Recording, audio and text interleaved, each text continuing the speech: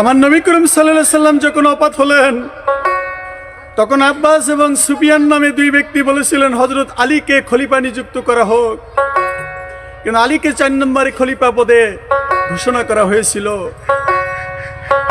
তাই আগেই বলছিল হযরত ওমরের সময় সেই আসলামের সাম্রাজ্য অনেক দূর দূরান্ত পর্যন্ত প্রসার ঘটেছিল, বিজিত হয়েছিল সিরিয়া, মিশর, পারস্য সেই বাইজেন্টাইন সাম্রাজ্যের অনেক এলাকা। নানান জাতির লোক এসে ইসলামের ছায়াতলে আশ্রয় নিয়েছিলেন। রক্তবর্ষে ভাষা ও মন মেজাজে এর অনেক পৃথক। মাওলায়াতি হযরত আলীর কেমনে গেছি পাইয়া রে,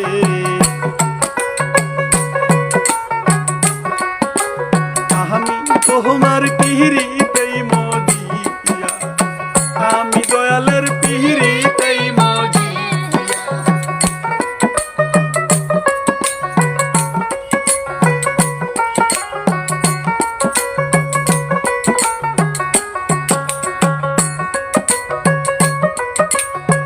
নানা জাতির লোক এসে ইসলামেরই ছায়া তলে দাঁড়াইলো। তাই অনেক বিষয়ে তাহারা আরবদের হাতে স্বতন্ত্র, ব্যক্তিগত গোষ্ঠীগত স্বার্থের দ্বন্দ্ব। তাই অনেক সময় ধর্মীয় ঐক্যবদ্ধ দুর্বল হয়ে যায় ব্যক্তি। তাই তখন এসে বিবাদ, বিভেদ, বিচ্ছিন্নতা তখন শুরু হইয়ার গেল। এবার দলাদলি যাইয়া মাথা চারা দিয়া উঠল আঞ্চলিক ভিত্তই দ্বন্দ্ব রে।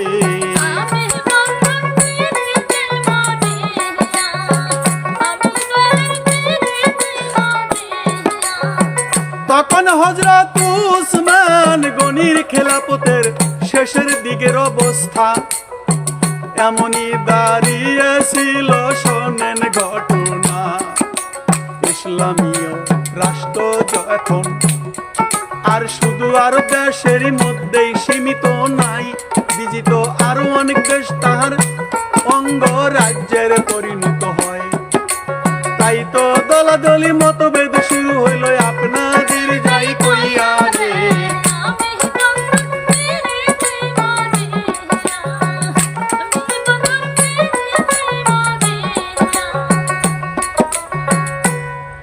এইভাবে যখন দলাদলি শুরু হয়ে গেল, অনেক অঞ্চলের গভর্নর, প্রশাসনিক কর্মকর্তারা উসমান যখন খেলাপতি খলিফা নিযুক্ত হয়েছিলেন, শেষের ভাগের ঘটনা, কেন্দ্রীয় শক্তি এখন বেড়ে গেছে।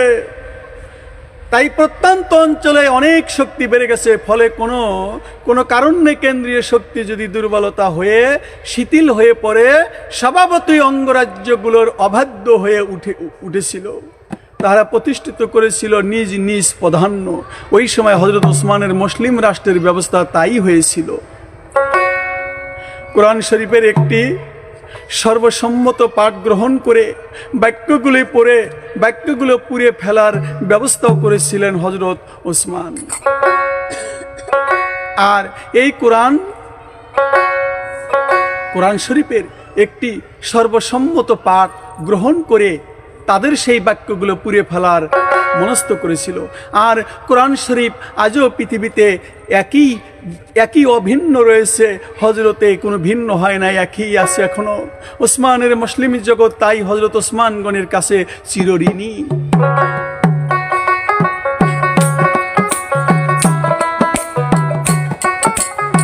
চার নাম্বার খলিফা হযরত আলী কিভাবে গেল হইয়া, ধীরে ধীরে এই কথাটি আমি যাইতেছি বলিয়া। ওসমান গনির পরে আলী খেলাপতির ইসলামের ইতিহাসে কইয়া রে।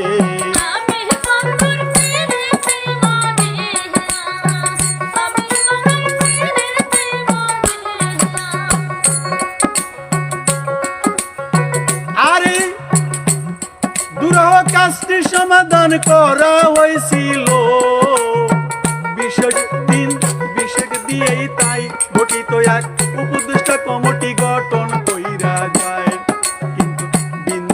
এবার কিন্তু দুষ্ট লোকের অভাব কোনো কালে ছিল না, তাদের অভাব ছিল না তখন দুষ্ট লোকের যাইয়া। তাই তাহারা এমন এক মহৎ করেই বিকৃতি ব্যাখ্যা দিয়া জনসাধারণকে খলিফার বিরুদ্ধে খেপিয়ে তুলছিল সেই দিনে। কোরআনের বিকৃতি এবার অসমাপ্তি বিশেষজ্ঞদের দিয়েই ব্যক্তি পাঠ করাইয়াছিল রে।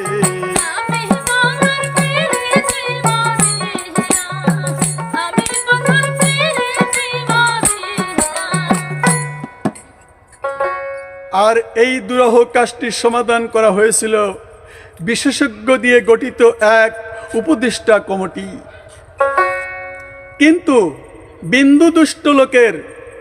কিন্তু দুষ্ট লোকের অভাব কোনো কালেই ছিল না। তারা এমন একা মহৎ করেও সেই বিকৃত ব্যাখ্যা দিয়ে জনসাধারণকে খলিফার বিরুদ্ধে খেপিয়ে তোলার চেষ্টায় মেতে গিয়েছিল। কোরআনের ভুল ব্যাখ্যা দিয়ে, কোরআনের বিকৃত অসমর্থিত সেই বিশেষজ্ঞদের দিয়ে পরিব্যক্ত পাঠগুলো সেই কি করলেন, পুরে ফেলনকে অনার ধর্ম বিরোধী কাজ বলে প্রচার করতে লাগলো। দীর্ঘকাল ধরেই কিছু লোক গোপনে ও হযরতে ওসমানের বিরুদ্ধে ষড়যন্ত্র করেছিল। তাহারা এই ব্যাপারটি এবার হাতিয়ার পরিণত করে নিল।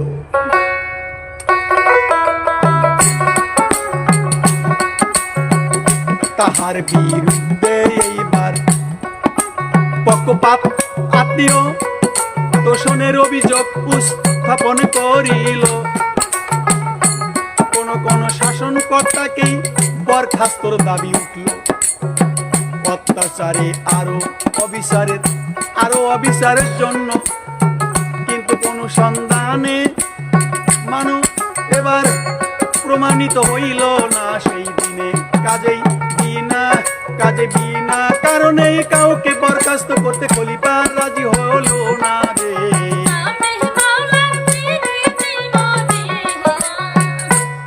হযরত ওসমান গনিকে একদল গোষ্ঠী মুনাফিক মুসলমানরা ওসমান গনিকে বললেন, অমুক জায়গার কিছু কিছু গভর্নরকে আপনি বাতিল করুন, বরখাস্ত করুন। ওসমান ছিল হকের পথে। ওসমান রাদিয়াল্লাহু আনহু বলেছিল যে আমি বিনা অপরাধে কাউকে বরখাস্ত করা ঠিক হবে না। কাজেই বিনা কারণে কাজটা করা সম্ভব নয়। হজরের সময় গভর্নরদের ডাকা হলো, তবে আমি গভর্নরদেরকে ডাকবো। হজের সময় ডাকলেন। সেই সম্মেলনের সিদ্ধান্ত হলো, জনসাধারণকে বলা হলো যার যা অভিযোগ এই সময় আজরাবার জন্য তা হলো সাথে সাথেই প্রতিকার করা সহজ হবে। আশ্চর্যের বিষয়ে কেউই কোনো অভিযোগ বা অবিচারের উল্লেখ করল না। অথচ আগে ভাগেই হযরত ওসমান যেসব গভর্নর নিযুক্ত করেছিল তাহা বাতিল করতে কইল, কিন্তু অভিযোগগুলো কি ত্রুটি কি দোষ ইহা আর হজের সময় ওসমান গনির কাছে কেউ তুলেই পারল না। আশ্চর্যের বিষয় কেউ কোনো অভিযোগ করল না।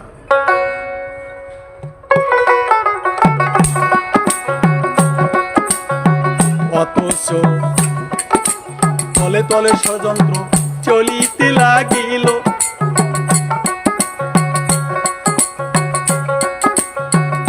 মিশর, কুফা, সিরিয়া সর্বত্রই শক্তি সঞ্চয় হইল। কোথায়? কুফা, সিরিয়া তলে তলে শক্তি প্রয়োগ করলো ওসমানের বিরুদ্ধে।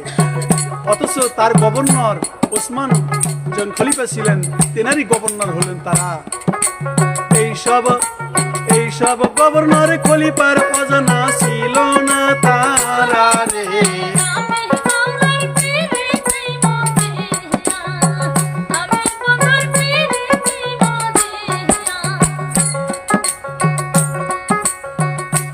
মুসলিম রক্তপাত ঘটুক তা তিনি চাননি মনে প্রাণে, তা তিনি ঘোষণা করিত।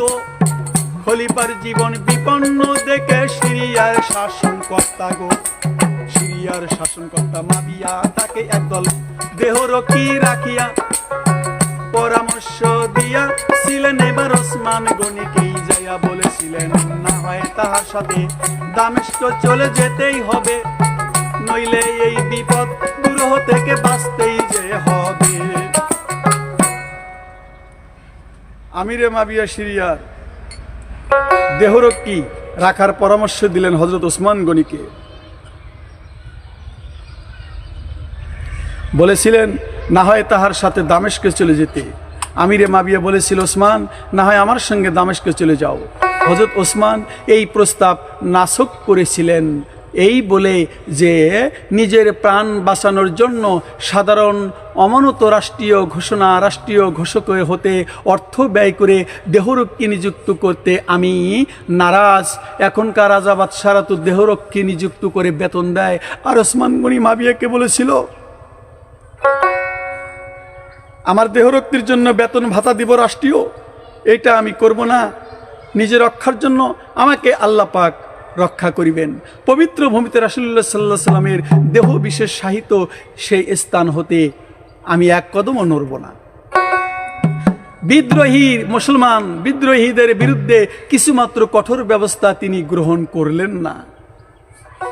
বিদ্রোহী মুসলমান ওসমানকে যখন কটুক্ত করিল, ওসমান তাদের বিরুদ্ধে কোনো ব্যবস্থা না নিল, কারণ প্রতিশোধ নিতে চান না। দয়াল নবীর আদেশ, ধীরে ধীরে বলবো কথাই আমি বলবো সর্বশেষ। মুসলিম রক্তপাতের প্রবৃত্তি তাহার একটি আন্তরিক অনীহা ছিল, তাই তাহার এই দুর্বলতার পূর্ণ সুযোগ গ্রহণ করল বিদ্রোহী মুসলমানরাই। দিন দিন তাহারা প্রায় অধম্য বেপরোয়া হইয়া গেল উঠিয়া। এবার মিশর, সিরিয়া, কুফা, বসরা সর্বত তাহারা গিয়া, মিশর, সিরিয়া, কুফা এবার গড়ে তুলল একান্ত এক ঘাটি যাইয়া। শেষে খলিফা, শেষে ওসমান গনি খলিফা তাদের দাবি মেনে নিয়ে তাই মিশরের শাসনকর্তা বদলির হুকুম জারি করলো ভাই। কিন্তু একটি জাল চিঠি অজুহাতেই তাহারা আবার সদল বলে এসে খলিফার বাসগৃহে অবরুদ্ধ করিল তারা। মিশর, সিরিয়া, কুফা, বসরা একাত্র তাহারা গড়ে তুলল নিজের একান্ত একটা খাঁটি। শেষে খলিফা তাদের দাবি মেনে নিলেন, বিভিন্ন জায়গার গভর্নর বদলি করতে হবে। মিশরের শাসনকর্তা বদলির হুকুমও জারি করেছিলেন ওসমান গনি, তাও শান্তি আসুক। কিন্তু একটি জাল চিঠির অজুহাতে তাহারা আবার সদাল বলে এসে খলিফার বাসগৃহে অবরোধ করলো। চিঠিটা জাল চিঠি দিয়েছিল, ওসমান গনির হাতের চিঠি এটা নয়। অথচ বিদ্রোহীরা এসে হযরত ওসমান গনির রাদিয়াল্লাহু আনহুর বাড়ি অবরুদ্ধ করে রাখলো। চতুর্দিক হতে তিনি 3 দিনের সময় নিয়েছিলেন, কিন্তু তাতেও অবস্থা কোনো উন্নতি হলো না। বিদ্রোহীরা খলিফা সেই পরিকারের পানির জল পর্যন্ত বন্ধ করে দিল। তাদের বাড়িতে কোনো জল যায় না, পানি পান করতে পারবে না। ওসমান গনি পড়ে গেল মুসলমানদের হাতে অবরুদ্ধ।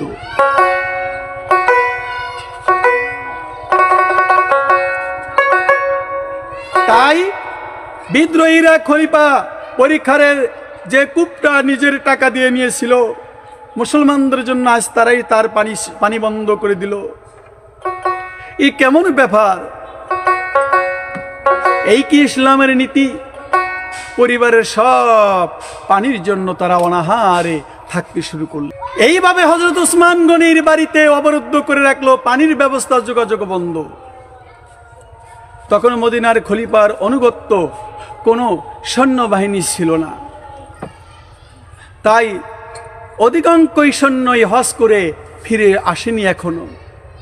ওই সময় ওসমান গনি ছিল শুধুমাত্র বেশিরভাগ একাই, সব সৈন্যরাই তো রাষ্ট্রীয় ওসমান পক্ষীয় যারা তারা ছিল হজের মৌসুমে। হজরত আলীর বড় পুত্র হাসানকে পাঠিয়ে দিলেন খলিফার বাস হিদ পাহারায় দেওয়ার জন্য। বিদ্রোহীরা সংখ্যায় অনেক বেশি, তাই মুষ্টিমে ফটক রক্ষীরা কয়দিন আর বাধা দিয়ে তাদেরকে রুখে রাখবে। বিদ্রোহীদের কেউ কেউ এবার পাশির টপকিয়ে ভিতরে ঢুকে পড়ল। তাহারা খুলে দিল দ্বার। বাধা দিতে গিয়ে কয়েকজন নিহত হইল। ইমাম হাসান অবাক হয়ে গেল, কি করি এখন? হযরত উসমান তখন তার হুজরাখানায় অন্তপুরে কোরআন তেলাওয়াত ছিল। আত্মরক্ষার জন্য মুসলমান কর্তৃক মুসলমান রক্তপাতে ঘটে, এই আশঙ্কায় কাউকে হুকুম দিলেন না ওসমান, যাতে কোনো রক্তপাত ঘটে বিদ্রোহীদের বিরুদ্ধে অস্ত্র ধারণের জন্য। তারা সারা সেই খেলাফতকারেরই ছিল তাহার একমাত্র আশঙ্কা। এই যেন ছিল তার জীবনের মূল মন্ত্র, আপনাদের যাই কইয়া।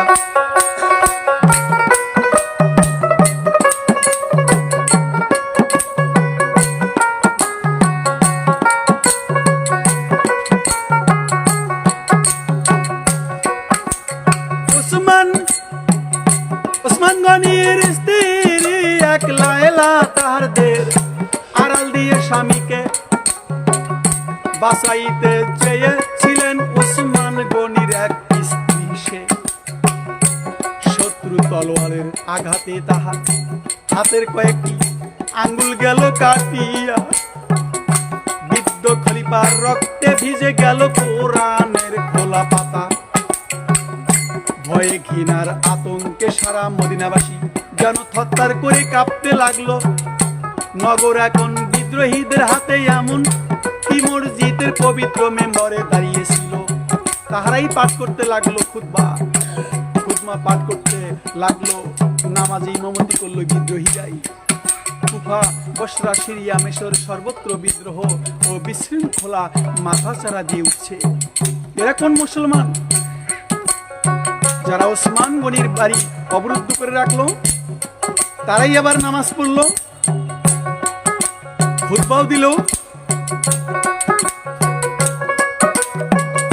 সিরিয়া, মিশর সর্বত্র বিদ্রোহ বিশৃঙ্খলা মাথা সারা দিয়ে উঠছে। এইভাবে ঘরে বাড়িতে বিরাজ করছে এক অনিশ্চয়তার ভয়াবহ অবস্থা, যে ইসলামী ভ্রাতৃত্বের এক বন্ধন খান খান হয়ে গেল। তাই ইসলামী এক ভাই দিনী ভাইয়ের ভাঙ্গন শুরু হয়েছে। তাই আর খলিফার প্রতি আনুগত্য ধুলায় লুণ্ঠিত গেল হইয়া। এই মুহূর্তে খেলাফতের জন্য ডাক এলো আলীর উপরেই দিয়া। নিজ হতে খলিফা হতে চাননি হযরত আলী তখন তাহার উপর কিছুটা চাপ প্রয়োগ করলো যে তারা চাপ দেওয়া হইলে ইসলামের এই গুরু দায়িত্ব আলীর কাছে আইলো। ধীরে ধীরে এইভাবে আমার বলতে হইল। এইভাবে ইসলামী সাম্রাজ্যের ভ্রাতৃত্বের একটা হানাহানি শুরু হয়েছিল। বেশিরভাগ জনগণ আলীকে খলিফা হিসেবে মেনে নিলেও ওটাকেও অবাধ নিরপেক্ষ নির্বাচন বলা যায় না। বাস্তবতা হইল সেই পরিবেশ, এর চেয়ে অবাধ নির্বাচন সম্ভব ছিল না। সব মিলে তখনকার সেই সংকটকালে আলী এই খেলাফতির জন্য সবচেয়ে যোগ্য ব্যক্তি ছিলেন। আর তখন আলীকেও সবাই ভালো করে মেনে নিতে চাননি এক শ্রেণীর মুসলমান। একটি কঠিন অবস্থায় হযরতে আলী খেলাফতের দায়িত্ব গ্রহণ করলেন। চতুর্থদিকে একটা অশান্ত পরিবেশ বিরাজ করছিল। এই অবস্থায় তিনি অনেকগুলো সংকটের সম্মুখীন হয়ে গেল আলী, যেখানে তৃতীয় খলিফা শহীদ হয়ে গেছে। এখন তৃতীয় খলিফার বিপদ, ওসমান বিদায় নিবেন, এরকম অবস্থা হয়ে গেল। খলিফা নির্বাচিত হয়ে হযরত আলী নানাবিধ সমস্যার মুখোমুখি হলেন। বিশেষত রাজ্যের বিভিন্ন স্থান হতে উসমান হত্যার প্রতিশোধের জন্য দাবি উঠল। হে আলী, তুমি তো খলিফা, তাহলে উসমান হত্যার প্রতিশোধ তুমি নাও না কেন? প্রথমে শান্ত শৃঙ্খলা ফিরিয়ে আনতে চাইলেন আলী, তারপর শান্ত পরিবেশে ওসমান হত্যার বিচার করতে ইচ্ছা প্রকাশ করলেন। এতে অনেকেই মন ক্ষুণ্ণ হয়ে বিদ্রোহী হয়ে উঠলেন আলীর উপরে। আলী করিম রাদিয়াল্লাহু আনহু খলিফা মনোনীত হয়ে ওসমান কর্তৃক নিয়োগপ্রাপ্ত ব্যক্তিবর্গকে যারা দুর্নীতি পরায়ণ বরখাস্তের নির্দেশ জারি করলেন। ইসলামের ইতিহাসে শেরে খোদা মাওলা আলী আমাদের নবীজি ভাষণে বলেছিলেন, লক্ষাধিক লোকের সম্মুখে আমার হলো রিসালাত, আল্লাহর হলো রুবুবিয়াত, হযরত আলীর হলো মাওলাইয়াত। আমার ইসলামটা হযরত আলীর মাধ্যমে পরিচালিত হবে শেষে। তাই তোমরা আলীর কাছে বায়াত গ্রহণ করে নিও, শপথ করে নিও। সেই মাওলা আলী ওসমান হত্যার, যখন ওসমান হত্যা হয়ে গেল তখন হযরতে আলী 4 নম্বরে খলিফা পাইলেন, ভার পাইলেন, এই গুরুদায়িত্ব পেলেন। সেই সময় একদল গোষ্ঠী ছিল যারা মুনাফিক মুসলমান, বিদ্রোহী মুসলমান, তারা গৃহযুদ্ধ শুরু করে দিল। ওসমান হত্যার বিচারের ভিতরে শুটেনে নিয়ে আসলো। এরকম একটা মহামারী ইসলামের ভাই, যারা ভাইদের বুকে হানাহানি শুরু হয়ে গেল। তাহলে এখন কি এই পৃথিবীতে কি এখন তাহা হবে না? ওটা আগের থেকে চলে আসছে। আমি সেই কাহিনীটি আপনাদের উপহার দিচ্ছি। ধন্যবাদ।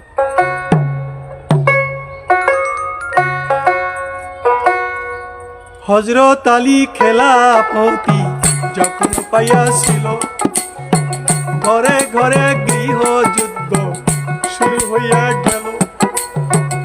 তাহার খেলাফতের সময় গৃহযুদ্ধ হয়েছিল।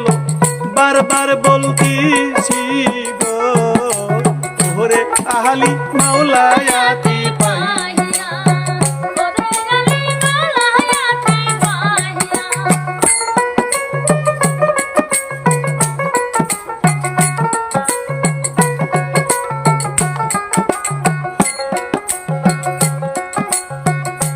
ওসমানের হত্যার প্রেক্ষিতে আলীর খেলাফত কালে যেই দলীয় বিদ্বেষ ও ভুল বোঝাবুঝি সৃষ্টি হইয়া গেল, ফলে কয়েকটি যুদ্ধ সংগঠিত গেল হইয়া। ওসমান হত্যার ভিতরে ভুল বোঝাবুঝি, আলীর প্রতি কয়েকটি যুদ্ধ শুরু গেল হইয়া। যেমন 1 নম্বরে কুষ্টের যুদ্ধ, 2 নম্বরে সিপিনের যুদ্ধ গেল হইয়া, 3 নম্বরে নাহরওয়ানের যুদ্ধ হয়েছিল আলীর আমলেই গিয়া। যুদ্ধগুলো মুসলমানদের নিজেদের মধ্যেই ভুল বোঝাবুঝি রে।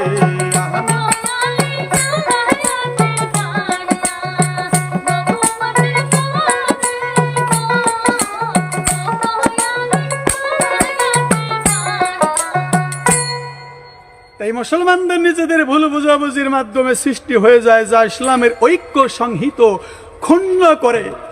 ইতিহাসের পাতায় এই সব কলঙ্কজনক ঘটনা হযরতে ওসমানের শাহাদতের পর আলীর খলিফা নির্বাচিত হন।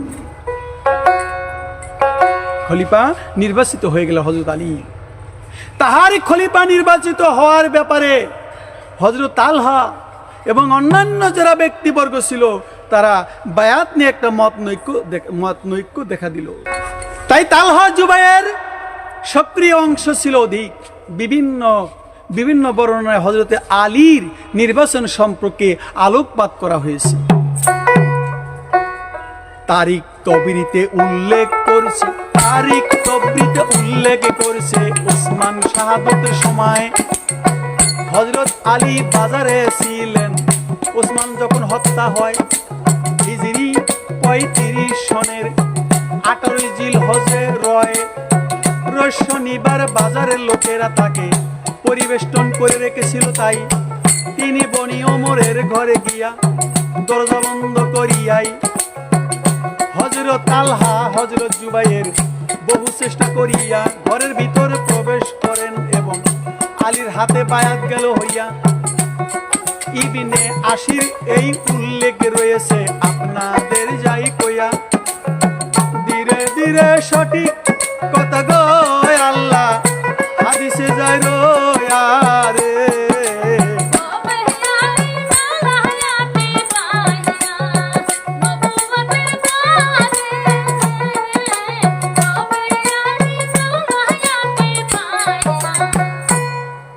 তাই ইবনে আশির উল্লেখ রয়েছে, হজরতে তালহা, হজরতে জুবাইর, মুজাহির, আনসারের এক বিরাট দল হজরতে আলীর হাতে বায়াত করার জন্য অনুরোধ করতেছিলেন। আর হজরত আলীকে ইতস্ত করতে দেখে তাহারা বললেন, এই খলিফা পদের জন্য আপনার সে উপযুক্ত আর কাউকে দেখছি না। হে আলী, আপনি সর্বপ্রথম ইসলাম গ্রহণ করেছিলেন এবং আপনি রাসূলুল্লাহ সাল্লাল্লাহু আলাইহি সাল্লামের নিকটতম আত্মীয়। অবশেষে হজরত আলী তাহাদের সাথে নিয়ে মসজিদে গমন করলেন। সেখানে তিনি নেয়ার সাহায্য দণ্ডায়মান থেকে বায়াত গ্রহণ করেন। কে ঘেরাও করে বায়াত গ্রহণের জন্য চাপ দিতে থাকে। হজরত আলী প্রথম স্বীকার করেন, কিন্তু তাহারা বাধ্য করায় তিনি বায়াত গ্রহণ করতে সম্মত হন। সর্বপ্রথম হজরত তালহা, তার উপর জুবাইর, তার উপর আপন কিছু সংখ্যক মুসলমান তার হাতে বায়াত করেন আলীর হাতে। আলী খেলাপতি পাইতে চান নাই, আলীকে জোর জবরদস্তি এটা ভার দেওয়া হয়েছে। বায়াত মানে শপথ করো, রাষ্ট্রীয় শপথ তুমি গ্রহণ করতে হবে। আলী, তুমি এই দেশের একজন খলিফা নিযুক্ত হতেই হবে, বাধ্য করা হয়েছে। আলী এই খেলাপতির আসনে যাইতে চাননি। আলী তো অন্য জিনিস, আলী এমন বস্তু। আমার নবীজি বলেছিল, আমি হলাম এলেমের শহর, আলী হলো এলেমের প্রবেশদ্বার, অর্থাৎ জ্ঞানের প্রবেশদ্বার। এইভাবে হযরত আলী চতুর্থ খলিফা নির্বাচিত হয়ে গেল। আলী এক বিবৃতির মাধ্যমে জনসাধারণকে সৎপথে থাকার এবং অসৎ কর্ম পরিত্যাগ করিতে, হারাম হালাল পার্থক্য করে চলার তালকিন দিয়াছে, হাসাদ বন্ধ করে শান্তিতে বসবাস করতে নির্দেশ করে। এবার পরবর্তী আলীর আমলে পরিস্থিতি এইবার আপনাদের যাইব হলে রে।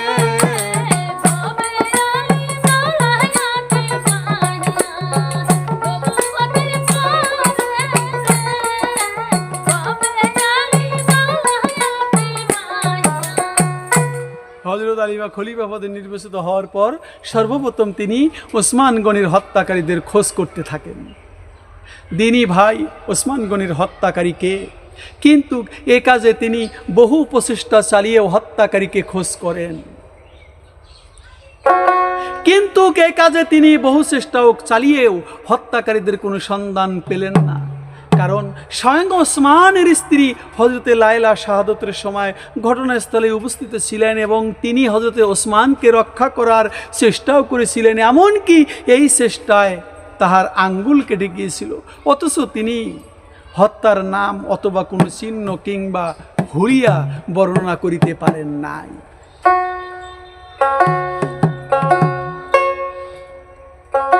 এবার মোহাম্মদ ইবনে বকরকে আলী কঠোরভাবে জিজ্ঞাসা গেল করে। এই মোহাম্মদ ইবনে আবু বকর, এটা সেই মোহাম্মদ না, নামই আছে তার। এবার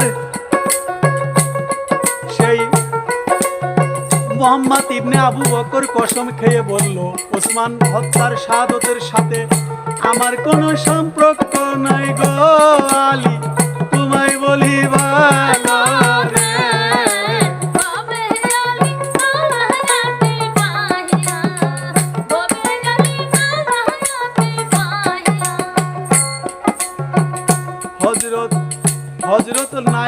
হজরতে নাইলা মোহাম্মদের সত্যতা স্বীকার করে নিল, বলল, এই মোহাম্মদ ইবনে আবু বকরের কোনো আমার স্বামী হত্যার সম্পর্ক নাই গো। এই পরিস্থিতিতে আলীর জন্য নীরব থেকে গো তদন্ত করার চেষ্টা করা ব্যতীত অন্য পথ আর ছিল না আলীর ভালো রে।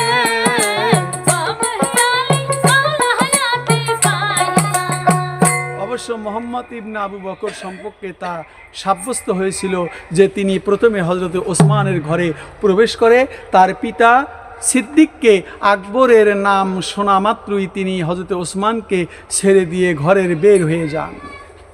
অথচ পরে অস্বীকার করলো, আমি ওসমান হত্যার সাথে জড়িত নই।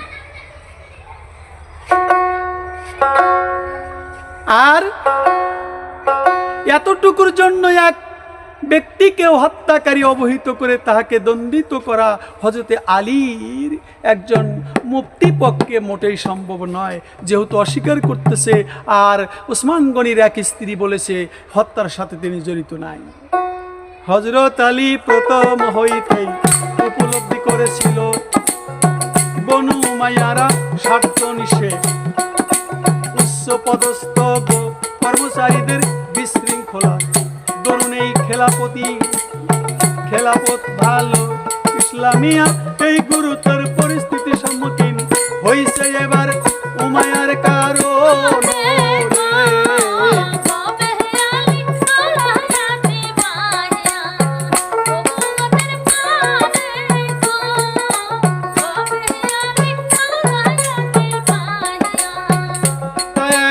সবাইকে পদচ্যুত করে তাদের স্থলে অপর লোকদের নিযুক্ত করিবে রদ বদলে ওসমান ইবনে হানিফা বসরার গভর্নর নিযুক্ত গেল হয়ে হযরত আব্দুল্লাহ ইবনে আব্বাসকে ইয়ামেনের গভর্নর করিলে আমরা ইবনে হাসানকে কুফার গভর্নর করে হযরত শাহলকে সিরিয়ার গভর্নর করে আলী এইভাবে গভর্নর করে দিল গো তাদেরকে বিভিন্ন দেশে।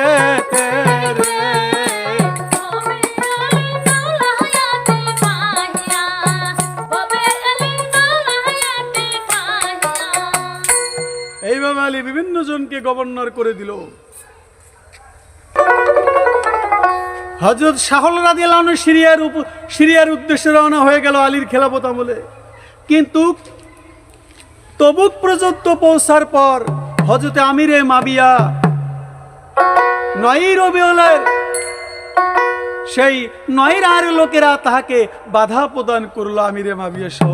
তাই বাধ্য হয়ে হযরতে শাহল মদিনায় প্রত্যাবর্তন করলেন। হযরতে আলীর এই ঘটনা অবগত হয়ে আলী জানতে পারলো মাবিয়া আরো কিছু লোক নিয়ে আমাকে বাধা দিলেন, আমি সিরিয়ায় যেতে পারলাম না। আমিরে মাবিয়া আমার খেলাফতে বাধা দান করছেন। আলী বলল পরিস্থিতি ঘোলাটে করবার চেষ্টা করেছে মাবিয়া, সুতরাং তিনি হযরত আলী আমিরে মাবিয়ার কাছে এক চরম পত্র প্রেরণ করল। পত্রে লেখা ছিল, আলী বলেছিল মুজাহির এবং আনসারগণ আমার হাতে বায়াত করেছে, আমি খেলাফত পেয়েছি যখন, হে মাবিয়া আমার হাতে তারা 2 দলেই বায়াত হয়েছে, তাহারা সর্বসম্মতিক্রমে আমাকে খলিফা মনোনীত করেছেন। তুমি মাবিয়া আমাকে খেলাফত না গ্রহণ পছন্দ না করলে তাতে কি যায় আসে? অতএব তুমি আমার বায়াত হও এবং আমার খেলাফত স্বীকার করো, অন্যথায় যুদ্ধের জন্য প্রস্তুত হও। আমার হযরত আলী মাবিয়াকে বলে দিলেন। যখন শাহল রাদিয়াল্লাহু আনহু ফিরে আসলেন, সিরিয়া যেতে পারলেন না, মাবিয়া ফিরিয়ে দিলেন। ওইখানকার গভর্নর মাবিয়াই থাকতে চান। কি অর্থের লোভ! এখনো তার কুপুত্র এজিদ সৌদি আরবে রাজার বেড়াই রাজা হয়, রাজতন্ত্র হচ্ছে, কোরআনের আইন যতই চলুক, বৈধ সরকার, এই তো ইসলাম তার অবস্থা হয়ে গেছে। হযরত আলী মাবিয়াকে বলে দিল, যদি বায়াত স্বীকার না করো, মুজাহির হলো মক্কার যারা ইমানদার মুসলমান ভাই, আর আনসাররা হলো মদিনায় যারা আশ্রয় দিয়েছিল মুজাহিদদের, মক্কাবাসীদের। 2 দলই তো বায়াত হয়েছে, তুমি মাবিয়া হবে না কেন? আলীর সঙ্গে শত্রুতা করা মানে নবীর সঙ্গে শত্রুতা করা, আলীর সঙ্গে বন্ধুত্ব করা মানে আমার নবীজির বন্ধুত্ব গ্রহণ করা।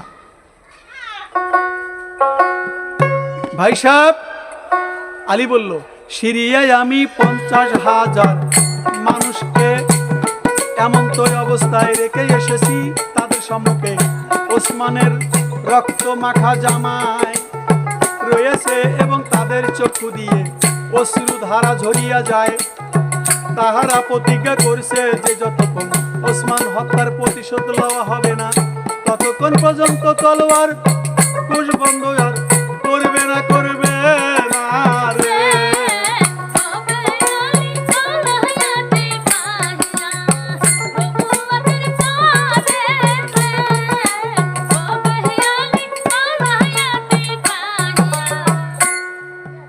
পত্রবাহক মদিনার মুসলমানদের সম্মুখীন দণ্ডায়মান হয়ে বলল, ভাই সাহেব, সিরিয়ায় আমি 50,000 মানুষকে এমন তো অবস্থায় রেখে এসেছি যে তাদের সম্মুখে হযরত ওসমানের রক্তমাখা জামা রয়েছে, তাদের চক্ষু দিয়ে অশ্রুধারা ঝরিয়েছে। তাহারা প্রতিজ্ঞা করেছেন যে যতক্ষণ পর্যন্ত ওসমানের প্রতিশোধ লওয়া না হবে ততক্ষণ পর্যন্ত ওই 50,000 সৈনিক তরোয়ালটা খোলাই হাতে থাকবে, পোষে ঢুকাবেন না। পত্রবাহক তাহার কথা শেষ করলে হযরতে আলীর কাছে তো পত্রটা নিয়ে গেছে। হযরতে আলীর পক্ষ হতে খালিদ ইবনে জাফর, এই খালিদ ইবনে জাফর আব্বাসী নামক এক ব্যক্তি বলে উঠল, তোমার সর্বনাশ হোক। তুশিকি মুজাহির ও আনসারগণকে সিরিয়াদের ভয় প্রদর্শন করছো। আল্লাহর কসম, হযরতে ওসমানের জামা হযরতে ইউসুফের জামা নয়, এবং আমিরে মবিয়াও হযরতে ইয়াকুবের ন্যায় আর হযরতে ওসমানের ন্যায় দুঃখিত নহেন। সিরিয়ায় যদি তাহার কাছে শক্তি থাকে তাহলে তোমরা স্মরণ থাকা চাই যে ইরাকবাসীগণ সেই দিনে মোটেও ভ্রুক্ষেপ করে না। এদিকে হযরতে আলী আমিরে মবিয়ার সাথে বায়াত যুদ্ধ সম্পর্কে বিবেচনা করেছিল। অপরদিকে হযরতে তালহা এবং হযরতে জুবাইর যখন দেখে যে হযরত আলী হযরত ওসমানের হত্যাকারীদের সন্ধান নিচ্ছে না, তখন তাহারা অসন্তুষ্ট হয়ে মক্কায় চলে গেল। দেখছেন গ্যামজামটা কোথায় বাজাইল? একদিকে মাবিয়া চিঠি দিয়ে আলীকে উত্ত্যক্ত করতেছে, 50,000 সৈনিক আছে সিরিয়ায়। আর একদিকে তারা তালহা জুবাইর এরাও আলীর সঙ্গে শত্রুতা শুরু করতেছে, ওসমান হত্যার নাকি প্রতিশোধ আলী নিচ্ছে না। এরা কত বড় আলীর সঙ্গে বেয়াদবি করে বেঈমান। মক্কায় যখন হযরতে মা আয়েশা সিদ্দিকার সাথে সাক্ষাৎ করলো তালহা জুবাইর, দেখেন ভেজালটা মা আয়েশা সিদ্দিকার কাছে লাগাই দিল। তাহার কাছে পরিস্থিতি তালহা জুবাইর আয়েশার কাছেই কইল। প্রথমেই তা অবগত ছিলেন, কিন্তু হযরত তালহা জুবাইরের কাছে ওসমানের প্রতিশোধ গ্রহণের প্রতি সমর্থন জানাইল।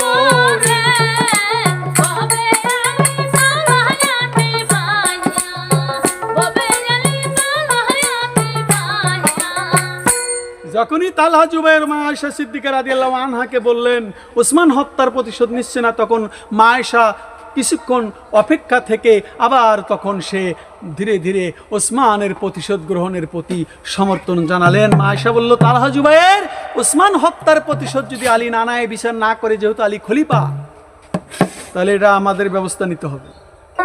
হযরত আলী যাদেরকে ভিন্ন এলাকার গভর্নর নিযুক্ত করে প্রেরণ করেছিলেন, তাদের মধ্যে সিরিয়া, শাম, কুফার গভর্নর এবং বিফল মনোরোগ হয়ে মদিনা প্রত্যাবর্তন করেন। কত ভেজাল লেগে গেল। অবশ্য অবসর কিছু লোক হযরতে আলীর মনোনীত গভর্নরের প্রতি সমর্থন জানালো, এবং আর কিছু লোক হযরতে আলীর মনোনীত গভর্নরের প্রতি সমর্থন তো জানালোই, কিছু সংখ্যক লোক সাবেক গভর্নরের সাথে রয়েই গেল। সেই তদ্রূপ কিছু লোক নবনিযুক্ত গভর্নরের প্রতি সমর্থন জানালো। পরিস্থিতি মোকাবেলা করা সম্ভব হবে না এই ভেবে মদিনায় যুদ্ধের প্রস্তুতি গ্রহণ করতে লাগিলেন। আলীর গভর্নর নবনিযুক্ত গভর্নরকে মানতে চায় না, তারা সিরিয়া থেকে মক্কায় চলে আসলো, শাম থেকে মক্কায় আসলো। এইভাবে অবস্থাটা আলীর সময় গ্যামজাম বাজায় দিল। এতে করে মা আয়েশা সিদ্দিকাও ওসমান হত্যার একটা ব্যাপক হারে আলীর সঙ্গে ভুল বুঝাবুঝি শুরু হয়ে গেল।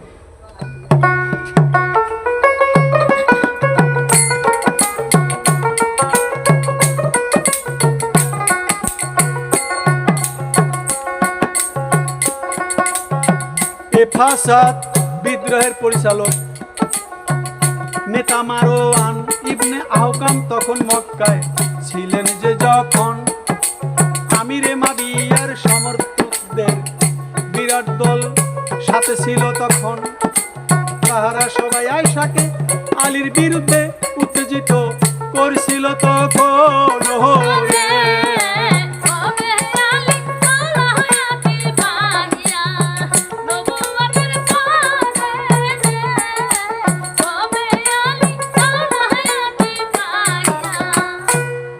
জনসাধারণের মধ্যে এক বিদ্রোহের আগুন ধরিয়ে দিলেন।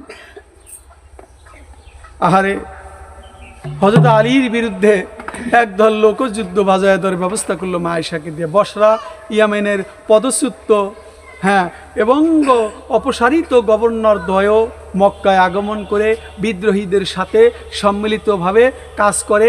তাহারা হযরতে আয়েশাকে উত্তেজিত করতে সর্বশক্তি প্রয়োগ করে।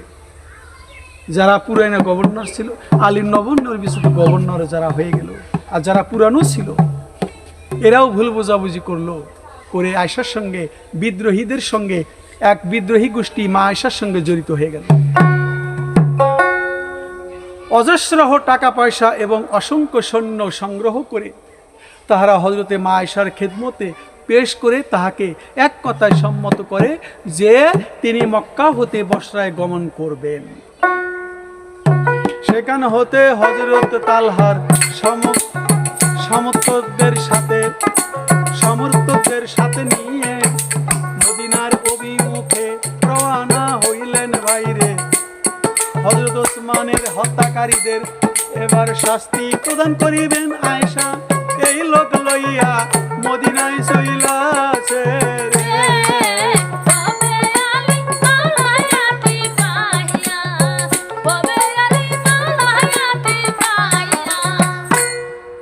এইভাবে বিভিন্ন লোকজন একত্রিত হইয়া তালহার কিছু পক্ষের লোক তাদেরকে এক জায়গায় করিয়া মদিনার দিকে রওনা দিছে।